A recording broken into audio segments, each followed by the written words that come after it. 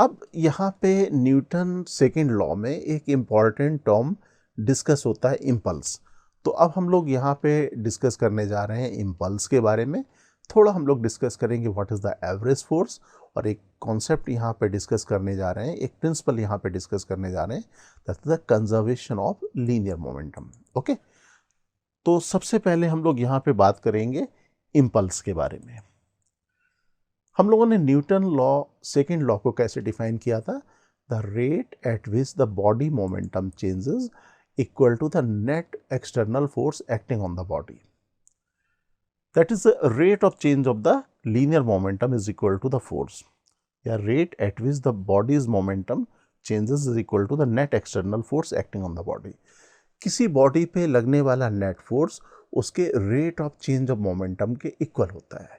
Mathematical form भी हम लोगों ने देखा था, F equal to d p by d T.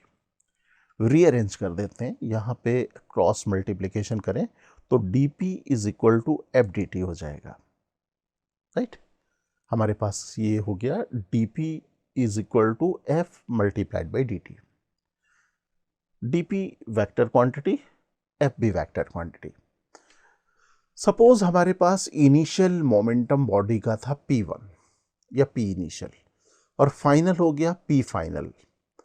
Initial time हमारे पास था T इनिशियल या T1, और फाइनल टाइम हो गया T2। तो यहाँ पे हमें टाइम की लिमिट मालूम है और लीनियर मोमेंटम की लिमिट मालूम है। इसको थोड़ा रीअरेंज कर लें और यहाँ लिमिट्स रख दें इंटीग्रल के साथ। dp का इंटीग्रल हमारे पास क्या होगा? p। यहाँ पे इंटीग्रल लगा करने की ज़रूरत नहीं, क्योंकि हमें f हो सकता है कि फोर्स जो है टाइम डिपेंडेंट हो, कांस्टेंट ना हो, तो हम लोग इंटीग्रल के बाहर f को नहीं ले रहे हैं। यहाँ पे हम लोग आसानी से dp का इंटीग्रल p लिख सकते हैं, और लिमिट अगर लगा देंगे तो p2 माइनस p1 आएगा। That is the final linear momentum minus initial linear momentum, right. और final linear momentum minus initial linear momentum, change in linear momentum को हम लोग कहते हैं इम्पल्स।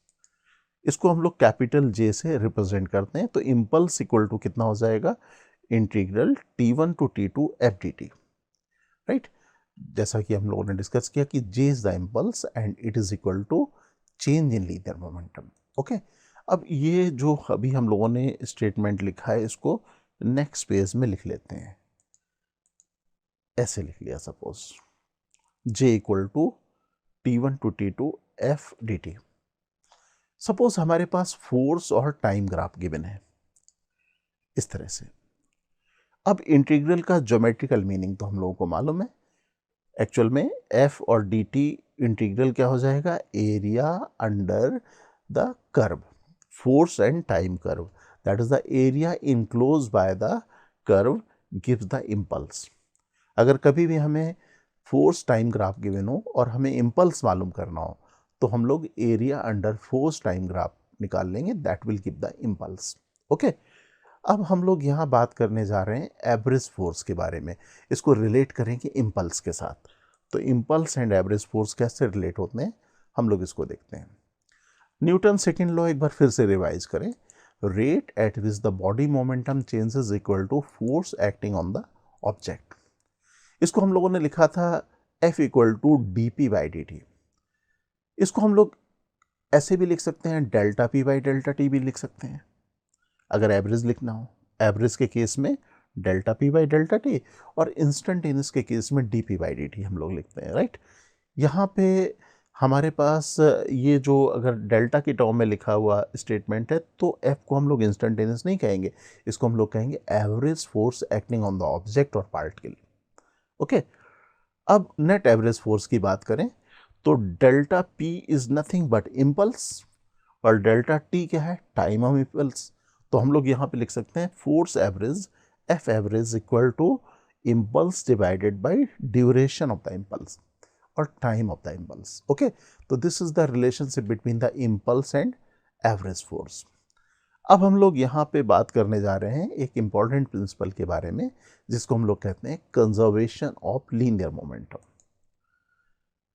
हम लोग न्यूटन सेकेंड लॉ को मैथमेटिकल फॉर्म में एक बार फिर से लिखते हैं, F equal to d p by d t. Okay, suppose किसी ऑब्जेक्ट या बॉडी पे या पार्टिकल पे नेट फोर्स 0 लगा हुआ है, that is F external is equal to 0। तो यहाँ पे हम लोग इसकी जगह 0 लिख दें, तो dp by dt is equal to 0 हो जाएगा। और ये डेरिवेटिव p का डेरिवेटिव टाइम के रिस्पेक्ट में 0 होने का मतलब क्या हो गया, p is constant, linear momentum is constant, that is p is equal to constant. अब हम लोग क्या कह सकते हैं, if no net external force acting on the particle और body, the linear momentum of the body और particle remain constant. This important statement is called the conservation of linear momentum. Okay. So up to this part we learn the theory of the impulse and average force. तो अब हम लोग यहाँ पे इसके application को learn करने जा रहे हैं। Here we are going to take few selected illustrations and through coming illustration we will learn the application of the concept. तो चलते हैं फर्स्ट illustration की तरफ। इस illustration में given है 2 billiard ball each of mass 0.5 kg are moving in opposite direction with speed 6 meter per second, collide and rebound with the same speed. Okay, you can observe here two balls A और B. Initially दोनों एक दूसरे की तरफ जा रही हैं equal speed से 6 मीटर पर सेकेंड से। आफ्टर कोलिजन ये दोनों बॉल A और B अपोजिट डायरेक्शन में जाना शुरू कर देती हैं। Next part of the question में हम लोगों से पूछा गया है what is the impulse imparted on ball A by ball B. Ball A पे बॉल बी कितना इंपल्स अप्लाई करेगी। ओके, तो चलो यहाँ पे डायग्राम को हम लोग नेक्स्ट पेज में ड्रॉ कर लेते हैं। बिफोर कोलिजन की सिचुएशन देखते हैं। बिफोर कोलिजन में दोनों एक दूसरे की तरफ आ रही हैं इस तरह से। ओके, और हम लोग यहाँ पे एक्स डायरेक्शन और वाई डायरेक्शन यहाँ पे इस तरह से असाइन कर लेते हैं। आफ्टर कोलिजन की सिचुएशन में जैसा क्वेश्चन में कहा जा रहा है रिबाउंड होके एक दूसरे से अपोजिट जाना शुरू कर देती हैं, लेकिन स्पीड में कोई चेंज नहीं आता। ओके, क्वेश्चन में हम लोगों से पूछा हुआ है कि we need to find the impulse imparted by ball B on ball A. That means हमें यहाँ पे कंसीडर करना है बॉल ए को। तो initial linear momentum of the ball हम लोग देख सकते हैं, लीनियर मोमेंटम होता है मास मल्टीप्लाइड बाय वेलोसिटी। तो हम लोग initial linear momentum of ball को लिखेंगे mass of A multiplied by velocity of A. और याद रहे इंपल्स और जो लीनियर मोमेंटम है these are the vector quantities, तो इसको ऐसे लिख दिया। ओके, अब हम लोग यहाँ पे मास मालूम है, हम लोगों को स्पीड मालूम है, we can calculate and find the initial linear momentum. ये वैल्यू हमारे पास आएगी 0.3 आई कैप kg मीटर पर सेकेंड। ओके, अब फाइनल लीनियर मोमेंटम की अगर बात करें तो बॉल ए अपोजिट डायरेक्शन में जाना शुरू कर देती है, लेफ्ट डायरेक्शन में जाना शुरू कर देती है। तो यहाँ पे वेलोसिटी वेक्टर नेगेटिव हो जाएगा, यहाँ पे +6 आई कैप था और यहाँ पे हो जाएगा -6 आई कैप, और मैग्नीट्यूड आप देख सकते हो सेम रहेगी। अब impulse meaning change in linear momentum. तो impulse on A applied by ball B that should be equal to JAB equal to P final minus P initial। यहाँ पे P final मालूम है, P initial मालूम है, हम लोग कैलकुलेट कर लेंगे, सिंपल कैलकुलेशन है, और ये वैल्यू आती है 0.6 आई कैप kg मीटर पर सेकेंड, लेकिन किस डायरेक्शन में, नेगेटिव डायरेक्शन में। ओके, यहाँ एक अप्रोच और है जो हम लोग इधर डिस्कस करने जा रहे हैं थ्रू इम्पल्स डायग्राम। हम लोग जब कोलिजन के सेक्शन में जाएंगे या यहाँ पे भी कई क्वेश्चन सॉल्व करेंगे, वहाँ पे हमें ज़रूरत पड़ सकती है ड्राइंग द इम्पल्स डायग्राम। तो इस क्वेश्चन के थ्रू हम लोग लर्न करेंगे कि how to draw the impulse diagram. तो सबसे पहले तो इम्पल्स को डिफाइन कर लेते हैं। ये है J vector equal to integral F D T, right, T1 to T2 that is the T initial to T final. और ये जो एफ वेक्टर आप देख सकते हो, this is called the impulsive force. ये उस ड्यूरेशन में एक्ट करता है जिस ड्यूरेशन में दोनों ऑब्जेक्ट या दोनों बॉल एक दूसरे के कांटेक्ट में आते हैं। ओके, तो अब देख सकते हो कि फोर्स, ये जो इम्पल्सिव फोर्स है और ये जे वेक्टर है, अगर ये वेक्टर क्वांटिटी है तो ये भी वेक्टर क्वांटिटी होगी। तो हम लोग कह सकते हैं कि इम्पल्स की डायरेक्शन और फोर्स की डायरेक्शन दोनों सेम होगी। अगर हम लोग यहाँ पे देखें तो दो बॉल जो कोलाइड कर रही हैं एक दूसरे से इंटरेक्ट करती हैं थ्रू द नॉर्मल रिएक्शन। तो जो नॉर्मल रिएक्शन होगा वही force applied by one ball on the other ball होगा। ओके, तो नॉर्मल रिएक्शन तो ड्रॉ करना हम लोग को मालूम है। नॉर्मल रिएक्शन हम लोग कैसे ड्रॉ करते हैं, टुवर्ड द ऑब्जेक्ट। तो नॉर्मल रिएक्शन अगर हम लोग ड्रॉ करें ड्यूरिंग कोलिजन में तो कुछ इस तरह से होगी, toward A and toward B. This is the action, this is the reaction force. Okay, ये है हमारे पास ड्यूरिंग कोलिजन की बात। अब हम लोगों को मालूम है कि जो फोर्स वेक्टर है during collision that act in the same direction as the impulse, और impulse act in the same direction as force. तो जो हमारे पास नॉर्मल रिएक्शन की डायरेक्शन है वही इम्पल्स की डायरेक्शन होगी। तो इम्पल्स हम लोग इस तरह से ड्रॉ कर देंगे, राइट, इस तरह से। Okay, the direction of the impulse on A and B will be same as the normal reaction acting on the ball during collision. अब यहाँ पे हम लोग इम्पल्स डायग्राम को ड्रॉ कर लेते हैं नेक्स्ट पेज में। This is the impulse diagram. Okay, अब बात करें बिफोर कोलिजन।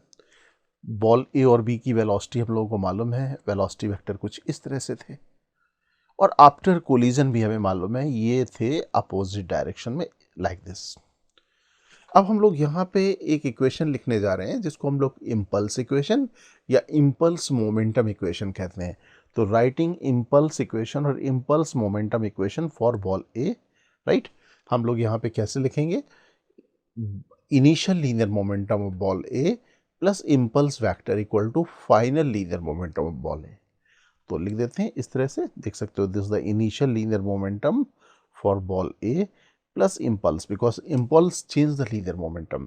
तो इनिशियल लीनियर मोमेंटम में मैंने यहाँ पे इम्पल्स वेक्टर को ऐड कर दिया, तो हमारे पास आ जाएगा final linear momentum of the ball A. Okay, हमें इम्पल्स मालूम करना है, हम लोगों को इनिशियल लीनियर मोमेंटम मालूम है, हम लोगों को फाइनल लीनियर मोमेंटम मालूम है।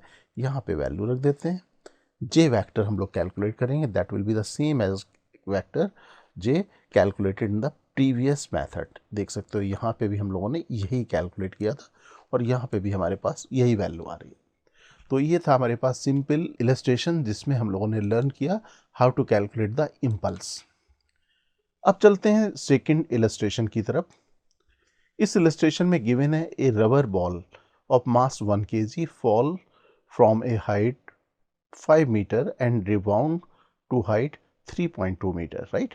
ये देख सकते हो 5 मीटर की हाइट से फॉल करती है इस ग्राउंड में और रिबाउंड कर जाती है ऊपर की तरफ, बाद में रिबाउंड करती है 3.2 मीटर। ओके, ज़्यादा हाइट से ड्रॉप की जा रही है और फाइनली पहुंच रही है कम हाइट तक। सर्टेनली हम लोग कह सकते हैं there is certain loss of energy of ball है, ओके, ड्यूरिंग कोलिजन। अब क्वेश्चन का नेक्स्ट पार्ट है, find the impulse and average force between the ball and ground if the time for which they are in contact is 0.1 second. हमें यहाँ पे initial situation दी गई है इस बॉल की, 1 kg इसका मास है, 5 kg से ड्रॉप किया, जब कोलाइड करेगी तो we can find the velocity of the ball just before collision. Okay, इसके लिए हम लोग काइनेमेटिक्स की इक्वेशन यूज़ कर लेंगे जो हम लोगों ने लर्न की है प्रीवियस चैप्टर में, v square equal to u square plus twice as। Okay, ये हमें वेलोसिटी कैलकुलेट करनी है, राइट। हमें हाइट मालूम है, h की वैल्यू हम लोग को मालूम है 5 मीटर, ये हम कैलकुलेट करेंगे तो ये वैल्यू आ रही है 10 मीटर पर second. That means the velocity of ball just before collision with the ground is 10 metre पर सेकेंड नीचे की तरफ। ये वेलोसिटी आ गई, दैट्स द इनिशियल वेलोसिटी। अब हम लोग एज्यूम कर लेते हैं अपवर्ड डायरेक्शन इज पॉजिटिव और डाउनवर्ड डायरेक्शन इज नेगेटिव। तो हम लोग यहाँ पे लिख सकते हैं initial linear momentum of this ball just before collision, right. हमें मास मालूम है, हमें वेलोसिटी मालूम हो गई है, तो ये हमारे पास आएगा इनिशियल लीनियर मोमेंटम। कितना आ जाएगा, ये आ जाएगा -10J Newton second. This is the initial linear momentum. अब बात करते हैं जस्ट आफ्टर कोलिजन की। जस्ट आफ्टर कोलिजन ये रिबाउंड होके 3.2 मीटर हाइट पे पहुंच जाती है, इस तरह से। ये 3.2 मीटर हाइट है, राइट। और तो यहाँ पे भी हम लोग इक्वेशन यूज कर दें काइनेमेटिक्स की। काइनेमेटिक्स की इक्वेशन यूज करेंगे v square equal to u square plus twice as। यहाँ पे कोलिजन के बाद की वेलोसिटी को इनिशियल वेलोसिटी ले लें, final velocity 0, acceleration due to the gravity नीचे, एक्सेलरेशन डाउनवर्ड। तो हम लोग फॉर्मूला यूज़ करते हैं v square u square plus twice s, तो फाइनल जीरो, इनिशियल मान लो वी फाइनल, तो फाइनल इक्वेशन हमारे पास आ जाएगी we final equal to √2gh। हमें h मालूम है 3.2, g की वैल्यू हम लोग 10 यूज़ कर रहे हैं, तो ये हमें देगा फाइनल वेलोसिटी 8 मीटर पर सेकेंड, लेकिन किस डायरेक्शन में, अपवर्ड डायरेक्शन में। तो linear momentum just after collision हम लोग यहाँ पे लिख सकते हैं m multiplied by V final, upward direction positive है, तो हमारे पास ये आ जाएगा final linear momentum 8 J cap metre newton second. Okay, अब हम लोग यहाँ पे ये भी जानते हैं कि इम्पल्स की जो डायरेक्शन है वो नॉर्मल रिएक्शन की डायरेक्शन में इम्पल्स लगती है। तो हम लोग यहाँ पे ग्राउंड है, इम्पल्स लगेगा इसमें ऊपर की तरफ, तभी तो ये ऊपर की तरफ गई रिबाउंड होके, और ग्राउंड का इसका रिएक्शन लगेगा नीचे की तरफ, like this the impulse imparted by ground on the ball, और ये हमारे पास है impulse imparted by ball on the ground. Okay, अब इम्पल्स मोमेंटम इक्वेशन अप्लाई कर दें या इम्पल्स इक्वेशन अप्लाई कर दें बॉल पे, बॉल का initial linear momentum plus impulse vector equal to final linear momentum, right. अब इनिशियल लीनियर मोमेंटम हम लोगों को मालूम है, हम लोगों ने कैलकुलेट किया था initial linear momentum this one, final linear momentum मालूम है, हमने कैलकुलेट किया था दिस वन। यहाँ पे जे वेक्टर हमें कैलकुलेट करना है, फाइनल कैलकुलेट करेंगे तो हमारे पास जे वेक्टर की वैल्यू आ रही है 18 जे कैप न्यूटन सेकेंड। अब हमें एवरेज फोर्स कैलकुलेट करना है। एवरेज फोर्स को हम लोग कैसे कैलकुलेट करेंगे, average force equal to delta P divided by delta T, या impulse divided by duration of the impulse. Impulse है 18 J cap, duration of the impulse हम लोग को 0.1 सेकेंड गिवन है, तो यहाँ वैल्यू रख देंगे, ये आ रहा है 180 जे कैप न्यूटन। जे कैप पॉजिटिव आ रहा है, that is upward direction, that means the force applied by average force applied by ground on the ball will be in the upward direction, और कितना होगा 180 न्यूटन होगा। Okay, now let us take one more illustration. In this illustration it is given, this figure is a position time graph और mass given है particle का 4 kg। एक 4 kg particle का position time graph हम लोगों को given है। What is the first part of the question में force acting on the particle for t is greater than 4 second and t is greater than 0 and less than 4 second. This is the first part. In the second part of the question, we are asked to calculate impulse at t equal to 0, t equal to 0 here, and t is 4 second. T is 4 second is this time. Okay, so let us move to the first part. First part की analysis करते हैं। First part के analysis में हमें मालूम करना force acting on the particle at T is greater than 4 second and less than, दूसरा part है T is greater then 0 and less than 4 second. तो अगर हम लोग इस ग्राफ को एनालाइज करें, और हम लोगों को ये भी गिवन है कि we are need to assume motion is one dimension, तो चलते हैं एनालिसिस पार्ट की तरफ। This is the diagram. अगर इस पोजीशन टाइम ग्राफ को अगर हम लोग एनालाइज करें तो t is less than 0 time में हम लोग देख सकते हैं कि पोजीशन इज़ नॉट चेंजिंग, और पोजीशन चेंज नहीं हो रही है तो हम लोग कहेंगे वेलोसिटी 0 है, वो रेस्ट में है। फिर 0 से 4 सेकेंड के बीच की अगर हम लोग टाइम इंटरवल को एनालाइज करें तो position is changing linearly, that is velocity of the particle is constant. इसके बाद की अगर बात करें तो position is not changing after 4 second, that means particle is again at rest. तो हम लोग फर्स्ट पार्ट में कह सकते हैं when t is greater than 4 second the position of the particle is not changing, particle is at rest, और particle अगर rest में है तो हम लोग क्या कहेंगे, force acting at this interval और after t is greater than 4 second will be 0, force यहाँ पे 0 होगा। ओके, अब बात करते हैं 0 से 4 सेकेंड की। यहाँ से यहाँ तक पार्टिकल मूव कर रहा है, लेकिन कैसे मूव कर रहा है, कांस्टेंट वेलोसिटी से, that is velocity of the particle is constant during this time interval 0 से 4 सेकेंड। अगर पार्टिकल की वेलोसिटी कांस्टेंट है, that means acceleration of the particle is equal to zero. Acceleration of the particle अगर zero है तो force acting on the particle should also be zero. तो हम लोग कह सकते हैं कि no force act on the particle during this time interval. Okay, अब सेकेंड पार्ट क्वेश्चन में आते हैं। सेकेंड पार्ट में हमें इम्पल्स मालूम करनी है t is equal to zero पे और t is equal to 4 second पे। ये दो टाइम पे हमें इम्पल्स की वैल्यू मालूम करनी है। सबसे पहले जीरो टाइम को देखें। जीरो टाइम मतलब हम लोग इस टाइम को एनालाइज करें। अगर t इक्वल टू जीरो के पहले की बात करें तो पार्टिकल रेस्ट में है।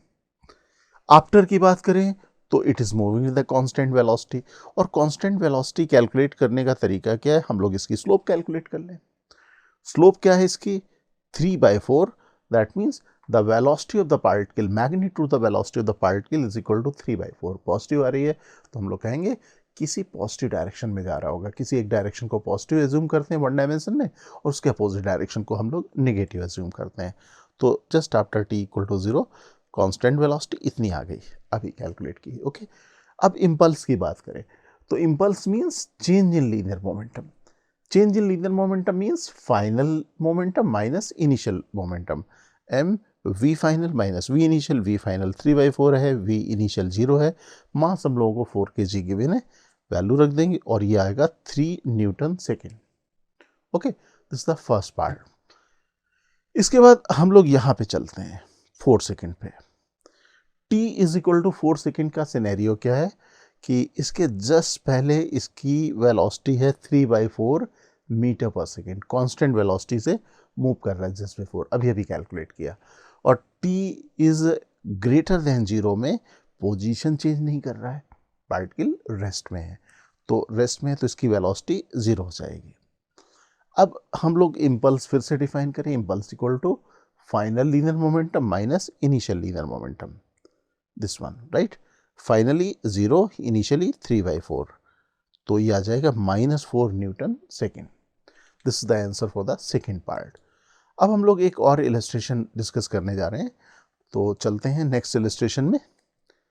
इन this illustration it is given a particle is acted upon by a force for 1 second whose x component remain constant. Fx हमारे पास गिवन है 30 न्यूटन, ये कांस्टेंट है। इसके बाद ये भी गिवन है बट y और z components vary with the time as shown in the graph. आप देख सकते हो y कंपोनेंट और ये z component. y component blue colour से, z कंपोनेंट हमने ग्रीन कलर से शो किया हुआ है। ये लीनियरली इंक्रीज कर रहे हैं। Calculate the magnitude of the change in momentum, change in linear momentum actual में, ऑफ पार्टिकल इन 1 सेकेंड। What is the angle does the change in momentum make with the x axis.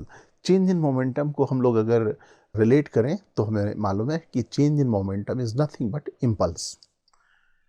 तो अब हम लोग यहाँ पे इम्पल्स लिख देते हैं डेल्टा पी, और डेल्टा पी को हम लोग कैसे डिफाइन करते थे, एफ डेल्टा टी।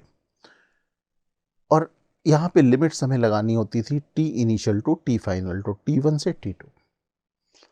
अब फोर्स के हमारे पास एक्स वाई जेड 3 कंपोनेंट है, तो हम लोग यहाँ पे इसे कंपोनेंट वाइज लिख लें। यहाँ पे लिख सकते हैं I cap F X D T, और फिर J cap F Y D T, K cap F Z D T, और तीनों का सम। लेकिन एफ एक्स की वैल्यू हम लोग को 30 गिवन है, तो हम लोग यहाँ पे बाद में 30 लिख देंगे, राइट। ये वैल्यू हमारे पास आ जाएगी 30। अब यहाँ पे देखें, क्योंकि फोर्स कांस्टेंट है तो सिंपली हम लोग एफ एक्स को बाहर ले सकते हैं और इंटीग्रल डेल्टा टी हो जाएगा। तो हमारे पास एफ एक्स 30 मल्टीप्लाइड बाई 130 आ जाएगा वैल्यू, राइट। अब यहाँ पे इस पार्ट को देखें तो हम लोगों को मालूम है कि integral F Y D t given है। ज्योमेट्रिकल मीनिंग ऑफ इंटीग्रल हम लोग जानते हैं। ज्योमेट्रिकल मीनिंग ऑफ इंटीग्रल हमारे पास क्या होता है कि impulse equal to area under force time diagram. तो ये एफ वाई ये गिवन है और टाइम 1 सेकेंड तक देखना है। तो ये ब्लू लाइन के नीचे का जो एरिया टाइम एक्सिस के साथ आएगा, ट्रायंगल का area, that will give this value. Similarly F Z D T की बात करें तो ग्रीन लाइन एफ जेड को रिप्रेजेंट कर रही है, तो ये एरिया आएगा टाइम एक्सिस के साथ, ग्रीन लाइन और टाइम एक्सिस के साथ, that will give this quantity. और दोनों हमारे पास ट्रायंगल हैं, तो ये एफ वाई के साथ जो हमारे पास एरिया एसोसिएटेड होगा वो होगा 40 मल्टीप्लाइड बाई 1 डिवाइडेड बाई 2, और ग्रीन के साथ 80 मल्टीप्लाइड बाई 1 डिवाइडेड बाई 2। तो ये तो हो गया फर्स्ट एफ एक्स के लिए। एफ वाई की बात जो कर रहे थे ये 1/2 40 मल्टीप्लाइड बाई 1 जे कैप, और के कैप के लिए 80 मल्टीप्लाइड बाई 1 डिवाइडेड बाई 2।